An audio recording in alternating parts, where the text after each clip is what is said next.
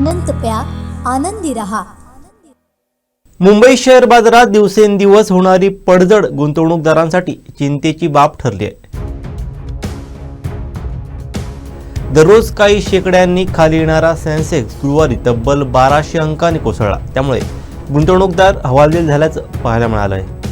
निफ्टीनेही सेन्सेक्सच्या पावलावर पाऊल ठेवत गेल्या काही दिवसांची पडझड कायम ठेवली आहे। त्यामुळे लोकसभा निवडणुकांचे निकाल लागल्यापासून शेअर बाजारात दिसलेली उदासीनता अद्याप उभारी घेऊ शकली नसल्याचं बोललं जात आहे।